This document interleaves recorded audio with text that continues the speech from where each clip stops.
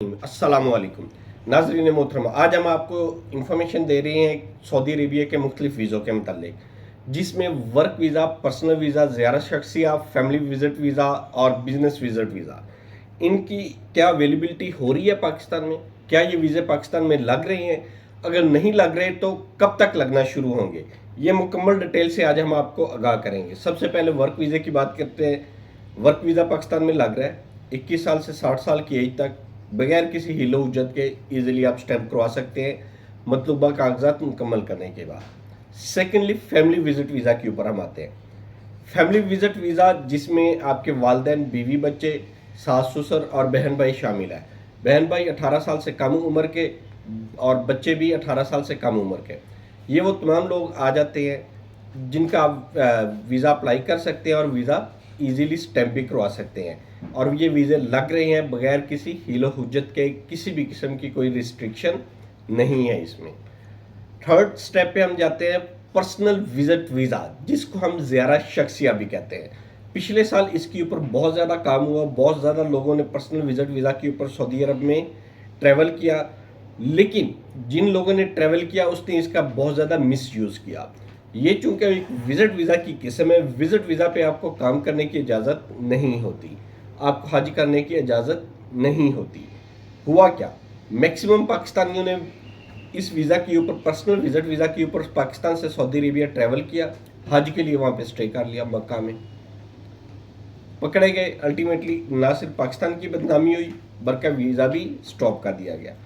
Secondly, इस वीज़े के ऊपर मैक्सिमम लोगों ने काम किया। ऑलमोस्ट मोर देन 95% लोग पाकिस्तान से जो गए हैं उन्होंने इसके ऊपर काम किया, वर्क किया, जो कि एब्सोल्युटली नॉट अलाउड था। किसी किस्म की इसमें कोई शक शुबे वाली बात नहीं थी, लेकिन ये इन्होंने 1 साल का वीज़ा लिया और वहाँ पे काम किया, और मोस्टली वो लोग गए जो ब्लैक लिस्ट थे। रिजल्ट क्या हुआ, सऊदी अरेबिया ने पाकिस्तान के लिए नए साल 1446 हिजरी में पर्सनल विजिट वीज़ा को ओपन ही नहीं किया।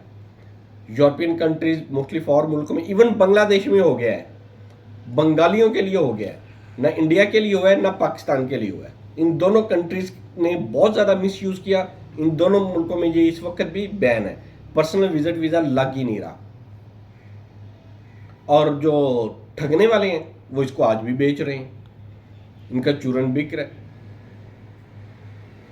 हफ्ते बाद लग जाएगा, 10 महीने बाद लग जाएगा, 10 दिनों बाद लग जाएगा। इस तरह के मुख्तलिफ लालच दे के हमारे पास अभी भी कुछ क्लाइंट्स आ रहे हैं जो बता रहे हैं कि हमें फ़लाँ बंदे ने इस तरह लूटा, फ़लाँ बंदा इस तरह हमसे पैसे ले रहा है, फ़लाँ बंदा इस तरह ले रहा है, हमें वो कह रहा है लग रहा है।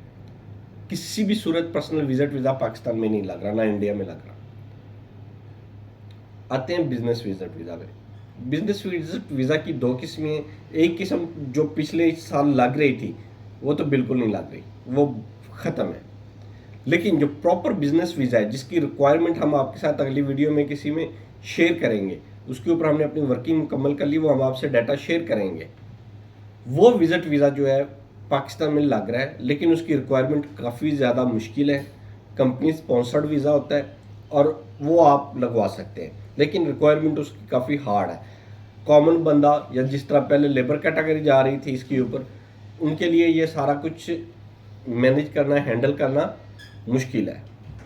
वो एक प्रॉपर बिजनेस मैन ही जा सकता है जिसके पास बैंक स्टेटमेंट और मुख्तलिफ किस्म की कोई चीज़ें होती हैं।